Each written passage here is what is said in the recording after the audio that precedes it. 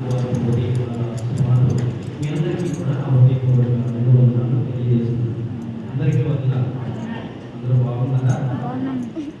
దేవుని మహాప్రభులో మరలా పండుగను ఆచరించి ఆరాధించుకున్న మనందరినీ కూడా ఈ తర్వాత ఆదివారాలు కూడా ఆ ప్రభుత్వం చేసిన దేవునికి నేను మనసులో నేను చెల్లించబడుతూ ఉన్నా. నేటి దినము ఈ పడిన భాగాలలో మనకి పడిన అంశం ఏంటంటే క్రీస్తు ప్రభుత్వం మన విశ్వాస ప్రేమ నిరీక్షణలకు ఆధారం. క్రీస్తు ప్రభు పునరుద్ధానం క్రీస్తు ప్రభు పునరుద్ధానం మన విశ్వాస ప్రేమ నిరీక్షణలు ఆధారం. క్రైస్తవ్యానికి ఆధారం ఏదైనా ఉంది అది పునరుద్ధానం. ఎందుకు అంటే కనుక చాలామంది ఈ భూమి మీద దేవుడుగా దేవతలుగా 3.5 కోట్ల మందిగా విస్తరించి పూజలు పొందుతూ ఆరాధనలు పొందుకొచ్చు గణపరచబడుతున్నారు. కానీ ఈ సృష్టి ఆరంభం నుండి నేటి వరకు మరణాన్ని గెలిచి లేకపోతే మానవుడిగా పుట్టి దైవత్వ సంభవం దైవత్వ సంపూర్ణుడై దైవికమైన కార్యాలు అనగా మరణం మీద కూడా జీవం కలిగి చనిపోయిన వారిని సైతం బ్రతికించి ఆయన చనిపోయి మనుషుల చేత చంపబడి సమాధి చేయబడి ఎవరికి చెప్పుకుంటూ వెళ్తే ప్రభువుకు మాత్రమే ఈ చరిత్ర. సమాధి ముద్ర ఎవరికైనా వేసారా? సమాధి ఒక బలమైన రాయి పెట్టి దానికి ముద్ర వేసిన దాఖలా ఎవరైనా ఉందా అంటే దాన్ని బట్టి అక్కడ అవుతుంది కదా వాళ్ళు.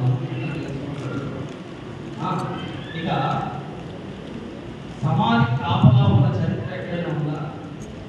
ఎక్కడ కూడా. అందుకనే పునరుద్ధానం అనేది చాలా ప్రాముఖ్యమైనది. దాంట్లో ప్రథమ పురుషుడుగా ఇంకో మనం ఆరాధిస్తున్న క్రీస్తు ఆ ప్రభువు గురించి చదవబడిన గ్రంథంలో యోబు గారు తెలియజేస్తున్న మాట ఏమిటంటే 25వ వచనం నుంచి 27వ వచనం వరకు మనం చదవగలుగుతాం. అందులో ఎవరంట మళ్ళీ చదువు. ఎవరంట? విమోచకుడు. విమోచించేవాడు. పాపం నుంచి పరిశుద్ధతలోకి విమోచిస్తాడు. మురికి జీవితంలో నుంచి హిమమంత తెల్లగా ఉన్న ఆ పరిశుద్ధ వైపు విమోచిస్తాడు. ఇక ఈ భూమి మీద ఆయుష్ ముగిసింది అని నువ్వు చనిపోతే సమాధిలో నుంచి నిన్ను విమోచిస్తాడు. అలాగే పాపాన్ని బట్టి నరకానికి వెళ్ళిపోవలసిన నిన్ను నన్ను కూడా ఆ నరకం నుండి విమోచించి యుగయుగాలు జీవించే నిత్యరాజ్యమైన పరలోకాన్ని చేస్తాడు. ఇవ్వాలి అంటే కనుక అలా ఉండాలి అని చెప్తుంది వాక్యం. నన్ను విమోచించేవాడు సజీవుడు అని ప్రారంభించిన యోబు ఆయన సజీవుడైతేనే కదా చనిపోయిన వారిని బ్రతికించగలడు. చనిపోయే సమాధిలోనే ఉంటే బ్రతికించగలడా అంటే బ్రతికించగలడు. సమాధిలోకి వెళ్ళిన వారిని బ్రతికించగలడు అంటే కనుక వెళ్ళిన వాడు ముందుగా బ్రతికి ఉండాలి. అందుకని యోబు అది గుర్తెరిగిన వాడుగా 1000 సంవత్సరాల క్రితమే పునరుద్ధానం గురించి ఆయన సమాధిలో లేడు, ఆయన చెప్పినట్టే లేచి ఉన్నాడు అని దూతలు చెప్పిన మాటలను జ్ఞాపకం చేస్తూ, లేకపోతే ఆయన సశరీరంగా ఈ భూమి మీద ఉన్నప్పుడు నేను ఈ దేవాలయాన్ని పట్టకు 3 దినాల్లో లేపుతానని తన దేవుని దేవాలయం గురించి చెప్పిన మాటలను ఉల్లంఘిస్తూ లేకపోతే వాటిని గుర్తు చేసుకుంటూ నన్ను విమోచించేవాడు సజీవుడై ఉన్నాడు అని చెప్పి. మానవుడు విమోచింపబడాలా? విమోచన అవసరమా అంటే విమోచన అవసరమనే చెప్తుంది. మరి ఈ బలులు, యాగాలు, యజ్ఞాలు, వ్రతాలు, నోములు ఇవన్నీ ఎందుకు అంటే కనుక మానవుడు కలిగి ఉన్న పాపానికి ప్రక్షాళన విమోచన విడుదల పొందడం కోసం. ఆ పాపము గురించి ఆ పాపం చేత ఉండిపోతే కనుక స్వర్గమే దాన్ని పొందుకోలేము. లేక ఈ భూమి మీద మానవుడు చనిపోతాడు, చనిపోయిన తర్వాత ఆత్మ దయచేసిన దేవుని దగ్గరికి వెళ్తుంది కనుక, లేక స్వర్గం అనేది ఉంది కనుక ఆ స్వర్గంలోకి వెళ్ళాలంటే మానవుడు ఈ భూమి మీద కలిగి ఉన్న ఆ మలినమైన కల్మషం నుండి, పాపమైన ఆ బ్రతుకు నుండి విమోచింపబడాలి. అందుకనే అన్ని చేస్తున్న మానవుడు ఆ క్రమాన్ని అనుసరిస్తున్న ఆ తరుణంలో ఏంటి ఆ క్రమం అంటే కనుక, చేసిన ప్రతి పాపానికి ప్రాయశ్చిత్తం పొందాలి అన్న ప్రయత్నంలో కోళ్ళను బలిస్తున్నాడు. గొర్రెలను, గొడ్లను, మేకలను, పావురాలను నేటి వరకు కూడా బలియాగం అనేది జరుగుతుంది. దైవ ప్రసన్నత పొందడం కోసము, లేకపోతే దైవం చేత ఆశీర్వదింపబడటం కోసము, లేకపోతే దైవానికి విరుద్ధంగా చేసిన పాపాల నుండి క్షమించబడటం కోసము, లేకపోతే ఈ చనిపోయిన తర్వాత నిత్యము ఉండే ఆ స్వర్గం అనే పరలోకం పొందుకోవడం కోసము ఏం చేస్తున్నాడు అంటే కనుక దైవానికి బలులు, యాచనలు, యాగాలు, అర్పణలు, హోమాలు, నైవేద్యాలు ఇవన్నీ కూడా చేస్తూనే నేటి వరకు ఆ క్రమాన్ని జరిగిస్తూనే ఉన్నాడు. అందుకనే మానవుడు ఇలా చేస్తూ మరలా తప్పిపోతూ, ఇలా ఆచరిస్తూ మరలా పాపిగా మారిపోతూ, విమోచన లేని వాడిగా ఉన్న కారణాన్ని బట్టి ఆయనే ఈ భూమి మీదకి జన్మలో పాపం లేని వాడిగా పుట్టుకలో స్త్రీ పురుషుల కలయిక వలన కాకుండా పరిశుద్ధాత్మ వలన ఈ భూమి మీదకి అవతరించిన వాడిగా 33.5 సంవత్సరాల జీవిత చరిత్రలో మానవుడిగా జీవించి ఏ మరణము లేని వాడిగా ఈ భూప్రపంచానికి నాలో పాపం ఉందని నిరూపించగలిగిన వాడు ఎవరైనా ఉన్నాడా అని సవాలు విసిరి మరణం పొంది, శిలువ మరణం పొంది, ఎందుకు శిలువ మరణం పొందాడు అంటే కనుక ఇదిగో యాగాలు, యజ్ఞాలు చేస్తున్న మానవుడు వాటి వల్ల విమోచింపబడలేదు. లేకపోతే ఆ క్షణం క్షమాపణ పొందాలనుకుంటున్నాడు కానీ మళ్ళీ ఆ పాపం అనే భారము మానవుల మీద ఉంటుంది. దాని నుంచి విమోచించడానికే ఆ శిలువలో బలైపోయి విమోచన క్రైదనంగా మన ప్రాణాన్ని సమర్పించాడు. అంటే మానవుడు దేని ద్వారా విమోచింపబడ్డాడు? ఇప్పుడు యేసుక్రీస్తు మరణ పునరుత్థానాలను బట్టి విమోచింపబడ్డాడు. యేసుక్రీస్తు అమూల్యమైన గమన పరిశుద్ధ రక్తం బట్టి విమోచింపబడుతున్నాడు. అది గ్రహించిన వారు, అది తెలుసుకున్న వారు, ఆయన నమ్మిన వారు ఆ రక్తంలో కడగబడి జీవితాలను మార్చుకుంటే ఇదిగో ఏ స్వర్గం కోసమో పాప క్షమాపణ పొందాలనేటువంటి యాగాలు, యజ్ఞాలు, వ్రతాలు, నోములు చేస్తున్నారో, లేకపోతే ఆరాధనలు చేస్తూ ప్రార్థనలు చేస్తున్నారో వారందరూ కూడా పాపం నుండి ఏం చేయబడతారు? ఇప్పుడు విమోచన. అదే యోగు గారు చెప్తున్నాడు, నన్ను విమోచించేవాడు సజీవుడు. నా విమోచకుడు సజీవుడని మళ్ళా ఏం చేస్తారంటే భూమి మీద నిలుస్తాడు. ఆయన చెప్పాడు కదా, నీకు నాకు తెలుసు రెండవ రాకడ అనేది ఉంది. ఎందుకంటే మీరు నిరీక్షణ కలిగిన వారిగా, నమ్మిన వారిగా, అనేక మందిగా బాప్తిసం తీసుకుని ఆయన వస్తే ఆయనతో వెళ్ళిపోతానికి సిద్ధపడి ఉన్నారు. ఇంకా సిద్ధపడిన వారు అనేక మంది ఉన్నారు.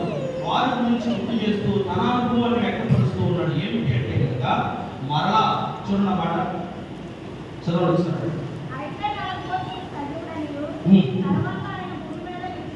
తర్వాత ఇప్పుడు యోగు గారికి రాసినప్పుడు ఉన్నాడా? ఆయన ఇచ్చాడా? యోగు గారి గ్రంథం రాసేసరికి యేసుక్రీస్తు ప్రభువు వచ్చారు. అక్కడ స్వార్థంలో అయితే ఎదిగారు కనుక ఆ మొదటి శతాబ్దంలో ఆయన చెప్పాడు కనుక, ఆయన ఎదిగారు కనుక ఆ మాటలు రాస్తున్నారు, లేక అందరూ రాయించారు అనుకోవచ్చు. మరి ఈ మాట ఇంకా చెప్పాలంటే బైబిల్ సాధనలు ఏం చెప్తారు తెలుసా? బైబిల్ పెట్టుకుని ఏం చెప్తారు తెలుసా? ఆది కాండ గ్రంథం కంటే యోగు గ్రంథమే ముందు రాయబడింది. ఎందుకంటే భూమికి కలిగిన పునాదులు, భూమి నిర్మాణము, దానికి వేయబడిన స్థానాలన్నీ కూడా యోగు గారి గ్రంథంలో ఉంటాయి. ఆయన ఏం చెప్తున్నాడంటే తర్వాత అంటే మళ్ళా వస్తాడు. రెండవ రాకడ గురించి చెప్పలేదు. రెండవ రాకడ గురించి ఆయన ఏం చెప్తున్నాడంటే తర్వాత మళ్ళీ భూమి మీద నిలుచును, అంటే భూమి మీదకి వచ్చి వెళ్ళిపోయాడని ఎప్పుడు చెప్పారు? కానీ ఆయన భూమి మీదకి వచ్చాడు. భూమి మీదకి వచ్చినటువంటి క్రైదనాన్ని చెల్లించి మానవుల మీద ప్రాణం పెట్టి మనుషుల చేత ద్వేషింపబడి శిలువ మరణం పొంది సమాజం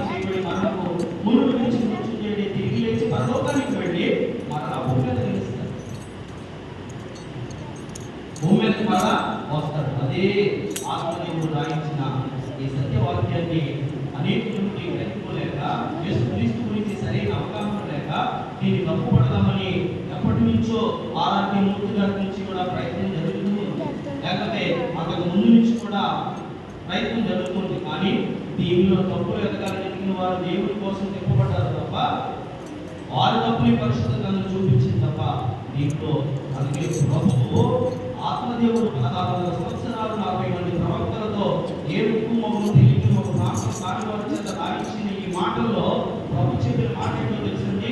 దీంట్లో నేను రాయించాను కనుక ఒక సున్నా కానీ ఒక కొల్లు కానీ ఇతనికి వీటిని కలపడానికి ఇది పరిశుద్ధతను ఇస్తున్న సవాలు.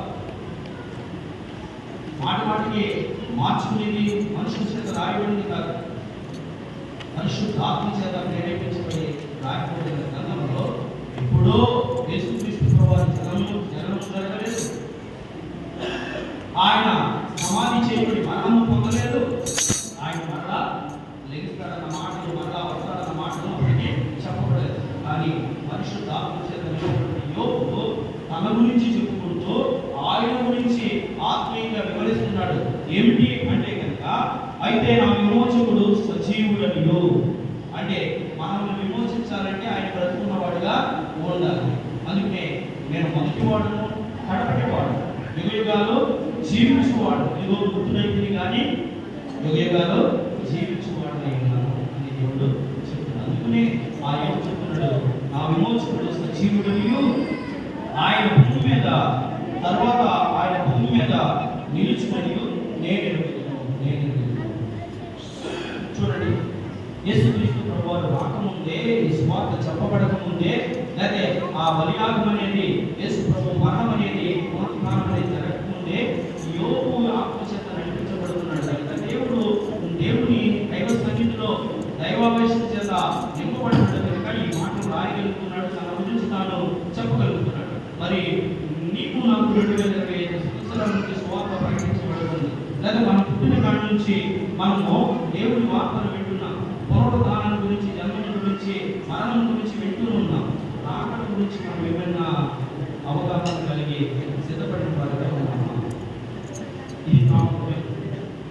ఇప్పటి వరకు జరిగిపోయిన మనం చెప్పుకుంటూ వెళ్తున్నాం. జరగవలసింది ఏమిటి అంటే కనుక చెప్పండి, రెండవ రాకడ. మొదటి రాకడ గురించి మనందరికీ విదితమే, అవగాహనే, తెలిసినదే. కానీ రెండవ రాకడ గురించి అవగాహనలోకి వస్తున్నామా? రెండవ రాకడ గురించి ప్రభు చెప్పినట్టు గుర్తులు జరుగుతున్నాయి కదా, ఈ భూమి మీద జరగవలసినవి జరుగుతున్నాయి కదా. విశ్వాసిగా, క్రైస్తవుడిగా, క్రీస్తుని నమ్మిన బిడ్డగా, లేదా ఆయన నామంలో బాప్తిస్మం పొందిన ఆయన కుమార్తెగా ఉన్న నీవు నేను గ్రహింపగలిగి ఆ రాకడ గురించి సిద్ధపడగలిగి ఉన్నావా? ఆయన మళ్ళా భూమి మీద నిలుస్తాడని ఎప్పుడు ఆయన రాకముందే ఎరిగిన యోబు గారు చెప్తూ ఉంటే, ఆయన గురించి బహుబాగుగా ఎరిగిన ఈ భూమి మీద ఆయన జాడలు ఇజ్రాయేలులో ఆయన నడకల జాడలు ఉన్నాయి. 33 సంవత్సరాల చరిత్రలో ఆయన చేసిన అద్భుతాలు ఉన్నాయి. ఇంకా చెప్పాలంటే నేటి వరకు ఆ సమాధి ఖాళీగా ఉంది, ఆ గొడవ కొండ ఇంకా ఉంది. మరి ఎన్ని కూడా గుర్తులుగా ఉన్నప్పుడు రెండవ రాకడ గురించి మనం అవగాహన కలిగి సిద్ధపాటులోకి వచ్చామా, సిద్ధపడి ఉన్నామా లేదా అని ప్రతి ఒక్కరు కూడా పరిశీలన చేసుకో. చదువు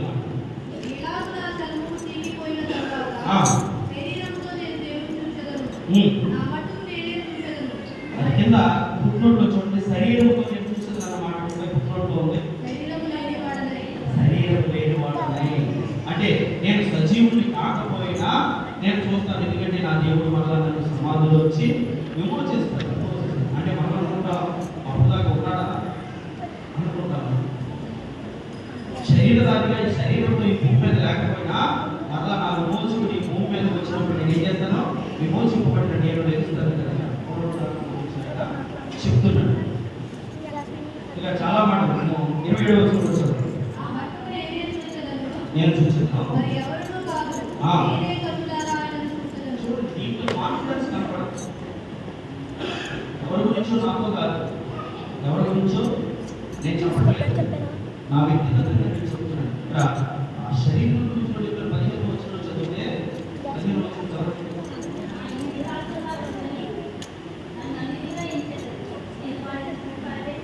నా ఊపిరి నా భార్యకు అసహ్యమాయను, నేను కనిన కుమారులకు నా వాసన అసహ్యమాయను.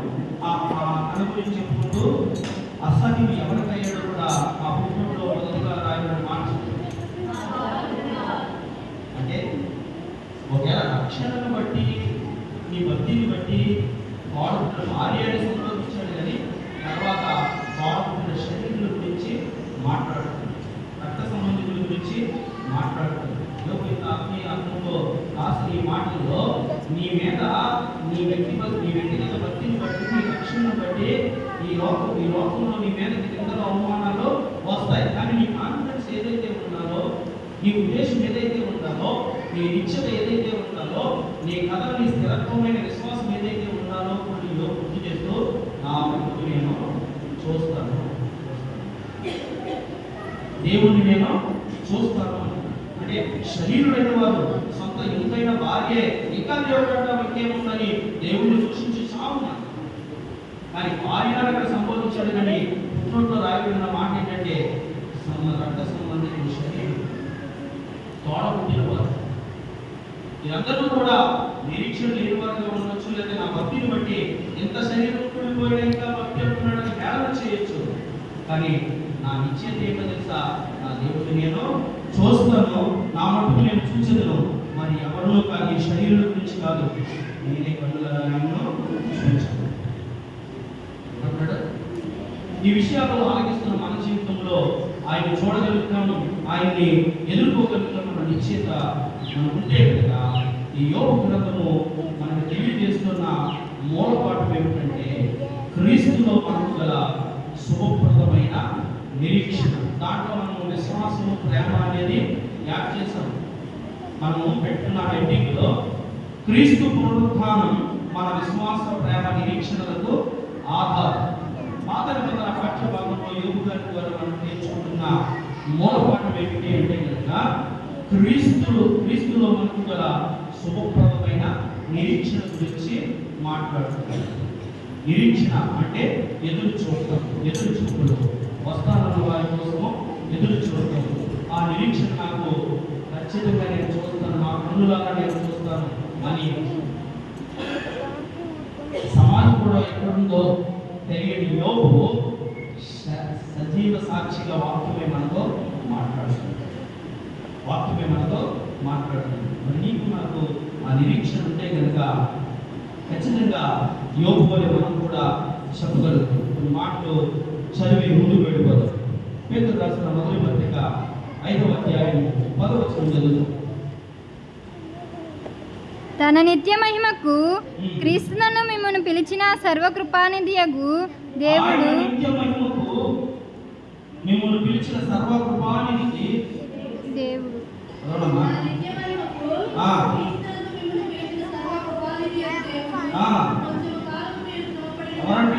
సర్వకృపానిధియగు దేవుడు కొంచెం కాలం శ్రమపడిన పిమ్మట కానీ మిమ్మల్ని పూర్ణులుగా చేసి స్థిరపరిచి బలపరిచి ఈ విశ్వాస జీవితంలో, ఈ క్రైస్తవ్యంలో, నీ భక్తి జీవితంలో నీకు నిద్రలు వచ్చినా, అవమానాలు వచ్చినా, ఇబ్బందికర పరిస్థితులు వచ్చినా, ఏడలు వచ్చినా, కృంగిపాటు వచ్చినా కానీ నీకు స్థిరపరిచే వరకు సహించు. దేవుడు నమ్మదగిన వాడు, వాక్యము నమ్మదగినది, పూర్ణాంగీకరణకి యోగ్యమైనది. అందుకే శరీరం చివికిపోయి కుళ్ళిపోయినా కానీ యోగు చెప్తున్న మాట ఏంటంటే నేను ఏమేమి నా కనులారా నా ప్రభుని రెండవ రాకడలో చూస్తాను. దేవుడు ఏమంటున్నాడంటే నేను స్థిరపరుస్తాను. యోగును ముందుగా పెట్టి యోగు విశ్వాసాన్ని అదే యోగు నిరీక్షణ మనం ముందుగా పెట్టి సజీవులుగా ఇక సమాధిలోకి వెళ్లకుండానే ఉన్న మనల్ని అడుగుతూ ఉన్నాడు.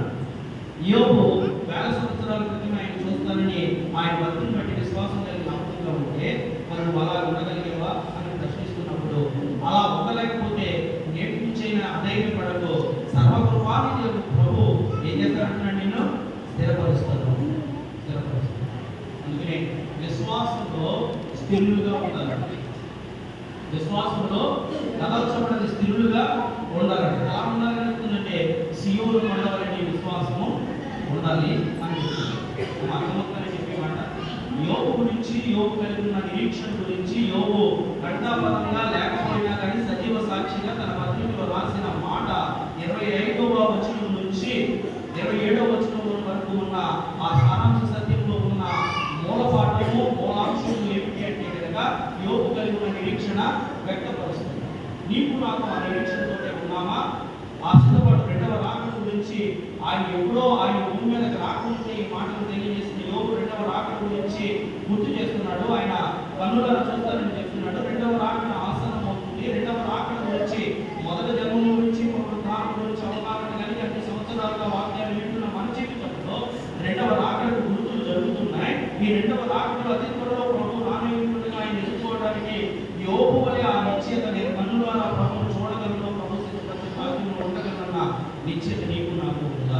ఒకవేళ ఉంటే కనుక అలాంటి సమయంలో నువ్వు కొనసాగుతున్న ఆ విశ్వాస యాత్రలో, నమ్మకమైన పరిచర్యలో నీ మీదకి ఎంతలో అవమానాలు వచ్చినా పేతురు రాసిన పత్రికలో 5వ అధ్యాయంలో చెబుతున్న మాట ఏంటో తెలుసా?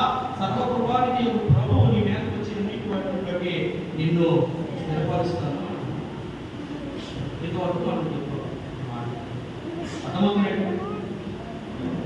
అయితే నువ్వు ఒకవేళ గాలి వాడి చేత కొట్టబడుతున్నావేమో, అటు ఇటు గాలికి వెళ్ళుతున్నట్టు ఊగుతున్నావేమో, స్థిరత్వం లేని దానిగా ఉన్నావేమో. నిరీక్షణ విషయం మధ్యాహ్న కాల సమయంలో స్థిరత్వం అనేది క్రైస్తవంలో చాలా అవసరం.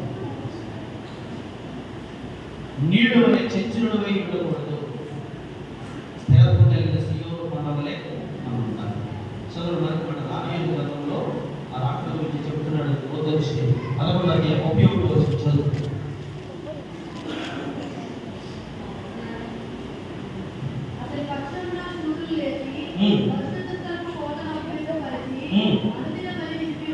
నిలిపివేసి హేయమైన వస్తువు నిలువరాని స్థలంలో నిలబెడుతున్నాడు.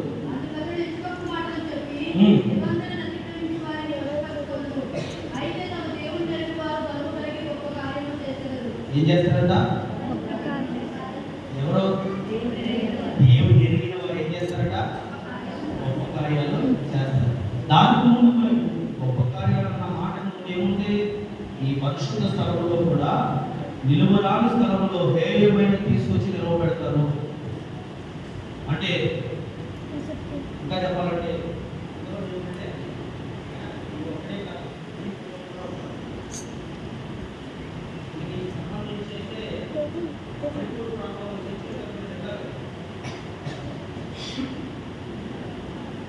మందిరాలను తీసుకొచ్చి కూడా వాటిని పెట్టారు.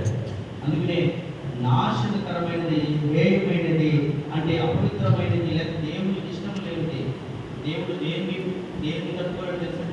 దేని ఇష్టపడడం తెలుసా? ఆయనకి చెందవలసిన మహిమ వేరే దానికి చెందని ఆయన ఏమాత్రం కూడా ఇష్టపడతాడు. అలాంటి పరిస్థితులు ముందొస్తాయి. కానీ వాక్కి పెరిగిన దానిగా, వాక్కి పెరిగిన వాడిగా గ్రహింపు కలిగి రాకడ సమయంలో ఇటువంటి జరుగుతాయని గ్రహిస్తే కనుక ఏమంటాడు దేవుడు? నేను స్థిరపరిచి గొప్ప కార్యాలు. ఇక సువార్త పాఠ్యభాగంలోనికి మనం చూసినట్లయితే, సువార్త పాఠ్యభాగంలో సంఘము కట్టవలసిన పేతురు గారితో ప్రభు మాట్లాడుతూ పునరుద్ధారుడైన ప్రభువు మనలో ఏమి రగిలించాలని అలనాడు పేతురుతో మాట్లాడిన మాటలు వచ్చి మనలో ఏమి రగిలించాలని చూస్తున్నాడంటే కనుక మిక్కటమైన ప్రేమ. అదే పేతురుని ఏమని అడుగుతున్నాడండి?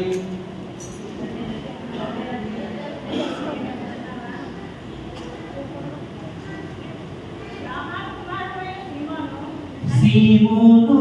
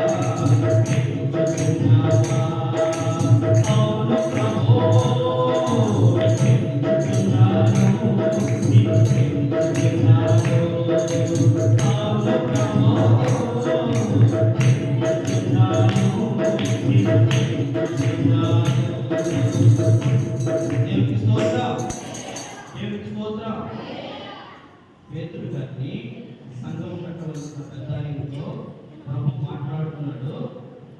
యోహాను కుమారుడైన సీమోను, అందరికంటే నన్ను ఎక్కువగా ప్రేమిస్తున్నావా అంటే ప్రేమిస్తున్నాను ప్రభువా అంటున్నాడు. అయితే నా గొర్రెలను మేపు. మేపడం ఏంటి? మేత పెట్టాలి. మేపడం అంటే మేత వాక్యం పెట్టాలి. సంఘంలో ఏముండాలి? మేత అంటే వాక్యం ఉండాలి. వాక్యాన్ని మా అందరినీ గొర్రెలుగా చెప్పిన దేవుడు వాక్యం అనే మేతను పెట్టమంటున్నాడు. నా గొర్రెలు మేపుకుంటే దానికి అర్థం ఏంటి? మాటల చేత, వాక్యం చేత వాటిని బలపరచాలి. నా గొర్రెల్లోని తాయి అంటున్నాడు. సంఘంలో చెదిరిపోకుండా, సంఘంలో తోడేళ్ళు ప్రవేశించినప్పుడు సంఘము చెదిరిపోకుండా ఉండాలంటే పెద్ద ఆయనకు అప్పచెప్తున్న బాధ్యత ఏంటో తెలుసా? కాపరికి అప్పచెప్తున్న బాధ్యత కాయాలి. ఎటుపోతే అటు పోనీ అని వదిలిపెట్టేయకూడదు. అలా వదిలిపెట్టేసి మనమైతే మంచి క్రమంగా ఉన్న 90 విడిచిపెట్టేసి తప్పిపోయిన దానికోసమే నేను వచ్చాను ప్రభు చెప్తున్నాడు. అలా తప్పిపోకూడదు. సంఘం కోసం నేను ప్రాణం పెట్టాను. సంఘానికి నేను శిరస్సు అయ్యాను. నా సంఘాన్ని నువ్వు కట్టున్నప్పుడు, సంఘానికి కాపరిగా ఉన్నప్పుడు, సంఘంలో ఉన్న గొర్రెలను నువ్వు మంచి ఆహారంతో మేపు.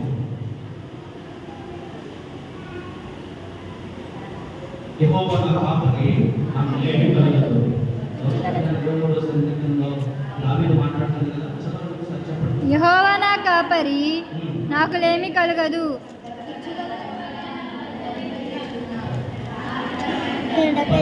చోట పరుడు చేయించున్నాడు అంటే అర్థం ఏంటి? పరుడుగా మంచిగా వేసిన తర్వాత సుఖంగా నిద్రపోతాయి. మళ్ళీ ఆకలేసినప్పుడు లేచి ఉంటాయి. అంటే ఎక్కడున్నాయి? ఆహారం కలిగిన, వాక్యము కలిగిన చోటులో ఆ గొర్రెలు ఉన్నాయి. అలాగా గొర్రెలకు ఎప్పుడు సమృద్ధికరమైన ఆహారాన్ని పెట్టు. నా గొర్రెలు వేపు అంటున్నాడు. నా గొర్రె పిల్లలను అంటే వీళ్ళు పెద్దవారే కానీ నా చిన్న పిల్లలైన వాళ్ళు ఏం చేస్తారంటే ఒక పర్యటన తొలిపోతూ ఉంటారు, తప్పిపోతూ ఉంటారు. వాటిని చేయవలసిన పని తెలుసా? ఆపరత్వంకి ఉండవలసిన లక్షణం ఏంటంటే పిల్లలని గొర్రెలు తప్పిపోకుండా నువ్వు కాయాలి అని పేతురు గారికి చెప్తున్నాడు. దీంట్లో ఏముండాలి మనకి అంటే కనుక ఏముండాలని చెప్తున్నాడంటే మిట్టమైన అంటే నన్ను ప్రేమిస్తున్నావా? నువ్వు నన్ను ప్రేమిస్తున్నావా? నన్ను ప్రేమిస్తేనే నా పిల్లలైన గొర్రెలైన వాటిని నువ్వు మంచి ఆహారంతో మేపగలవు, మంచి కాపుదల నీవు వాటికి ఇవ్వగలవు అని చెప్తున్నాడు. చదవన్న మాట ఒకసారి.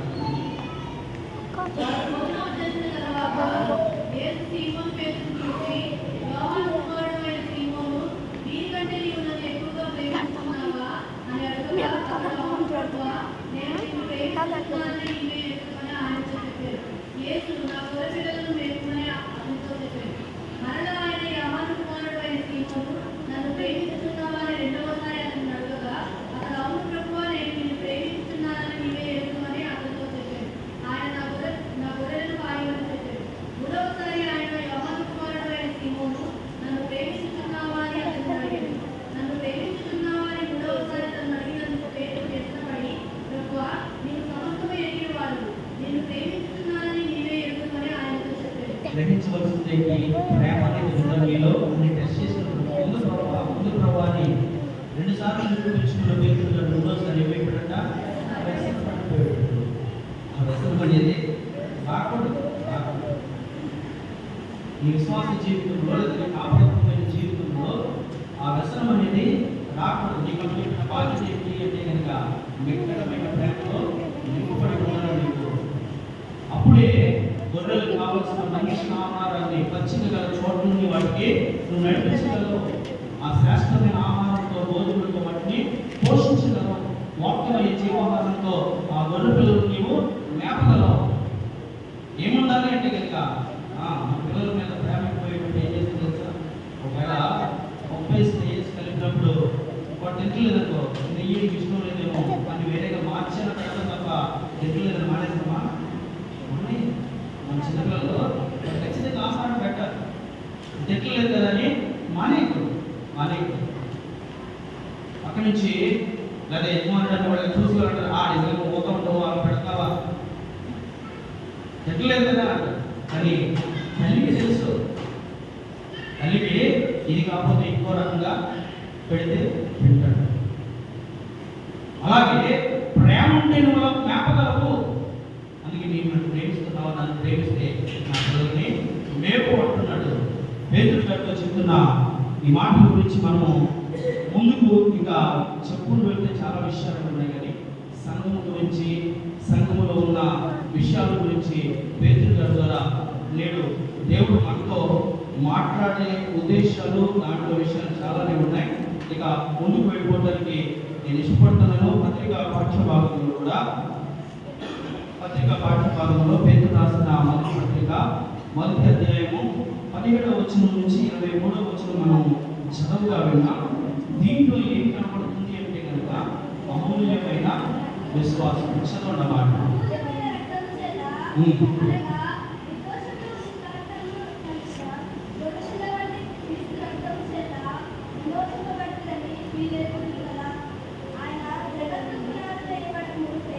దీంట్లో మనకి ఏం కనపడుతుంది పత్రిక పాఠ్యభాగంలో అంటే కనుక విశ్వాసం. అది ఎటువంటి విశ్వాసం?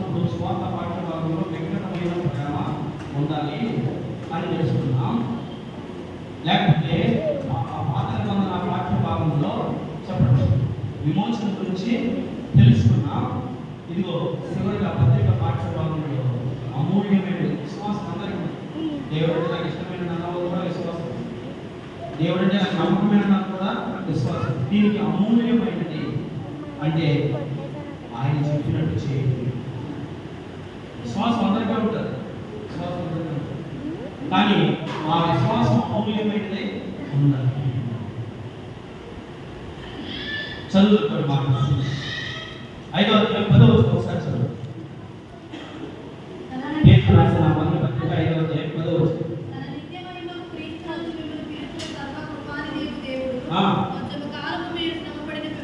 కొంచెం కాలం మీరు శ్రమపడిన పిమ్మట పూర్ణులుగా చేసి ఏం చేస్తారట?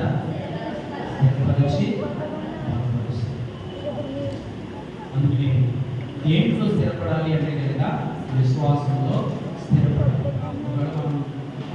ఆపరులుగా లేదా సంఘంలో ఉన్నప్పుడు ఎదుటి వారిని ప్రేమించాలి అంటే కనుక మనలో క్రీస్తు ప్రేమ ఉంటేనే, వికటమైన ప్రేమ ఉంటేనే అది చేయగలుగుతాం. మొట్టమొదటిగా మనల్ని విమోచించే దేవుడు రెండవ రాకడ కోసం మనం సిద్ధపడమని మాట్లాడుతున్నాడని యోబు గారి ద్వారా మనం తెలుసుకున్నాం.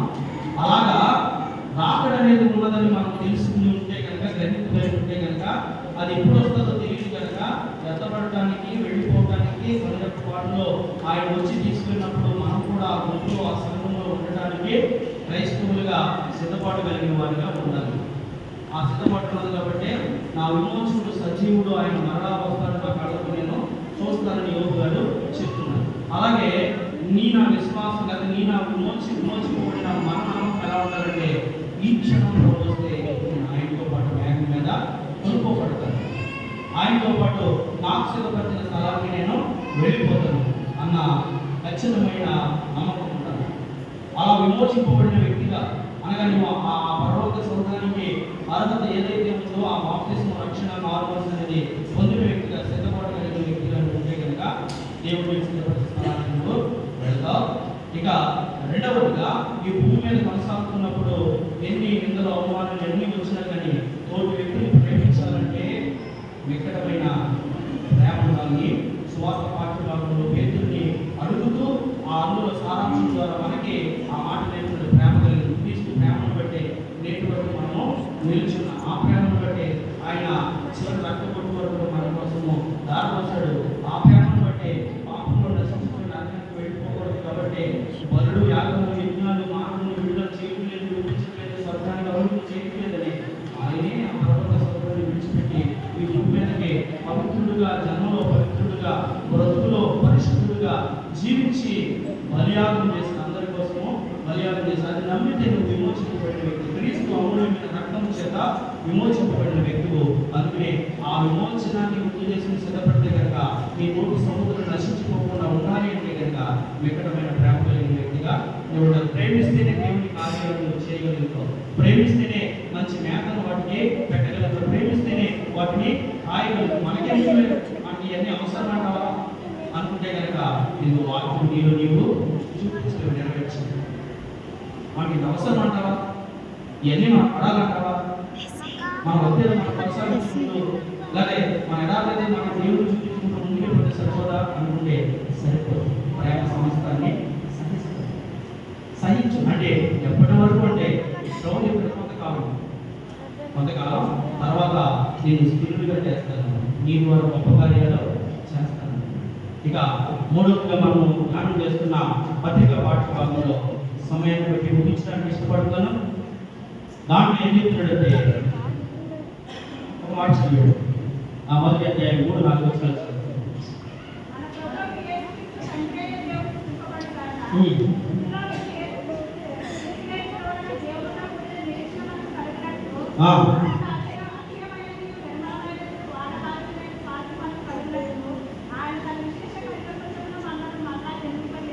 ఏం చేశారంట? మళ్ళా జన్మింపజేశారు. అంటే క్రైస్తవులుగా ఆ పరలోకంలో ఉండాలంటే కనుక మళ్ళా ఏం చేయాలి? నికోదేవునికి అర్థం కాలేదు అన్నాడు. నికోదేవునికి అర్థం కాలేదు. ముసలివాడైన వాడు మళ్ళా తల్లిదండ్రులు ప్రవేశిస్తాడు అని అడుగుతున్నాడు. ఇన్ని సంవత్సరాల క్రైస్తవ జీవితంలో, ఎన్ని సంవత్సరాల విశ్వాస జీవితంలో, ఇన్ని సంవత్సరాల పూర్వ క్రైస్తవ సంఘ సభ్యత్వం కలిగిన నీ జీవితంలో నీకైనా ఆ జన్మ గురించి అవగాహన ఉందా? తిరిగి జన్మించడం గురించి నీకైనా అవగాహన ఉందా? తిరిగి జన్మించావా? తిరిగి జన్మిస్తే కనుక జన్మించాలని ఆయన ఏం చేశారు తెలుసా?